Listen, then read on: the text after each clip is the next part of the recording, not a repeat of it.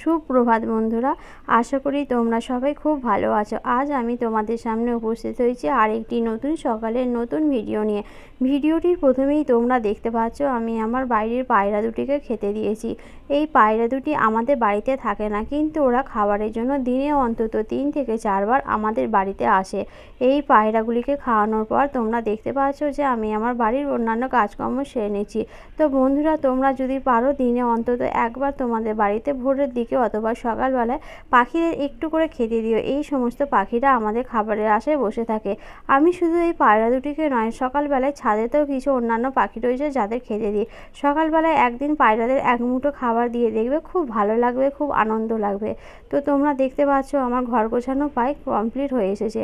এই ঘর গোছানো হয়ে গেলেই আমি আমার অন্যান্য কাজকর্ম সেরে নেব। তারই মধ্যে বন্ধুরা, তোমাদের আমি আর একটা কথা জানাই, আমি আজকে প্রথমবার তোমাদের সামনে আমি কিভাবে আমার কাজকর্ম করছি সেই ভিডিওটা তুলে ধরতে সক্ষম হয়েছি। আর এই ভিডিওটি তুলে ধরার পিছনে সবচেয়ে বড় যেই মানুষটির হাত রয়েছে, সেই মানুষটি হলেন আমার শাশুড়ি মা, যিনি প্রথমে হয়তো একটু দ্বিধাবোধ করছিলেন যে আমি ভিডিওটি ঠিকভাবে করতে পারবো কিনা, কিংবা ফোনটি ঠিকভাবে ধরতে পারবো কিনা। তবুও আমি ওনাকে দেখিয়ে দেওয়ার পর উনি উৎসাহের সাথে কাজটি করতে রাজি হয়েছেন। তো আমার বাড়িতে আমার শাশুড়ি মা আমাকে এইভাবে ফোন ধরে ভিডিও করতে সাহায্য করছেন। তো তোমাদের বাড়িতে তোমাদের এই ভিডিও করার পিছনে কারা সাহায্য করে তা অবশ্যই তোমরা আমাকে কমেন্ট করে জানাতে পারো। তা তোমাদের হয়তো শুনে নিশ্চয়ই ভালো লাগবে, কারণ অন্যান্য বাড়িতে শাশুড়ি মারা হয়তো বৌমাদের এইভাবে সাহায্য করে না, কিন্তু আমার মা আমার এই কাজের পিছনে আমাকে যথেষ্ট উৎসাহ দান করেন, যার জন্য আমি তোমাদের সামনে এই সমস্ত ভিডিওগুলি তুলে ধরতে পেরেছি। তো বিছানা গুছানো, ঘর ঝাড় দেওয়ার পরও দেখতে পাচ্ছ আমি আমার রান্নাশালাটি পরিষ্কার করতে চলে এসেছি। কাল বিকেলে প্রচণ্ড পরিমাণে ঝড় বৃষ্টি হওয়ার কারণে আমি রান্নাশালাটি বিকেলবেলায় পরিষ্কার করে রাখতে পারিনি। তো দেখতে পাচ্ছ অনেকটা নোংরা জমে গেছিলো, সেগুলো আমি ঝাড় দিয়ে প্রথমেই পরিষ্কার করে নিয়েছি। ঝাড় দেওয়ার পর এই জায়গাটি আমি ন্যাতা দিয়ে পরিষ্কার করে নেব। তারই ফাঁকে দেখো আমাদের বাড়িতে একটু লেবু গাছ রয়েছে, যেই লেবু গাছটির কারণে আমাদের উঠোনে অত্যন্ত শ্যাওলা পড়ে। ইচ্ছা আছে এই লেবু গাছটির কয়েকটি ডাল কেটে দেবো। দেখা যাক সামনের সিজনে যদি কেটে দেওয়া সম্ভব হয়, তবে গরমকালে আবার এই লেবু গাছটির জন্যই উঠোনে একটু ছায়া থাকে। তো দেখতে পাচ্ছ এবার আমি আমার উঠোন ঝাড় দেওয়া করছি।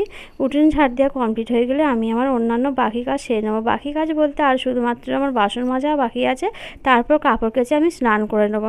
তো বন্ধুরা, এরই ফাঁকে হয়তো তোমরা আরেকটি ছোট বাচ্চাকে দেখতে পেয়েছো, যে বাচ্চাটি আমাদের বাড়িতে পড়তে চলে আসে। ওই বাচ্চাটি খুব ভোর ভোর উঠে পড়ে, আর সকালে পড়তে চলে আসে, কোনো বায়না করে না, কোনো কান্নাকাটি নেই।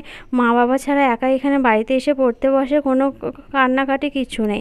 তো বাচ্চাটি খুব ভালো বাচ্চা এবং সে আমার বাপির কাছে পড়ে। আমার কাছে অন্যান্য কিছু বাচ্চারা পড়ে উঁচু ক্লাসে, তাদের সাথে আমি তোমাদের পরে পরিচয় করাবো। এবার তোমরা দেখতে পাচ্ছ যে আমি আমার বাসন মাজতে এসে গেছি। বাসন মাজা আমার হতে না হতে এইদিকে মা বাপি সবার চা খাওয়া হয়ে গেছে। আমি আমার কাজ সেরে চা খেয়ে নেবো। আমি কাজকর্ম যখন সারি, কাজ সারার পরই মা আমাকে চা করে দেয়, আমি সেই চাটি নিয়ে পড়াতে বসে যাই। তো বন্ধুরা দেখতে পাচ্ছ আমার বাসন মাজা প্রায় হয়েই এসেছে। তো তোমরা তোমাদের বাড়িতে কিভাবে কাজকর্ম করো তা আমাকে কমেন্ট করে জানিও। আর আমার ভিডিওটি যদি ভালো লেগে থাকে তবে অবশ্যই এটি লাইক এবং শেয়ার করবে। আচ্ছা বন্ধুরা, তোমরা দেখতে পাচ্ছ যে আমার কাপড় কাচা প্রায় হয়ে এসেছে। কাপড়গুলি আমি ছাদে শুকোতে দিয়ে দিয়েছি।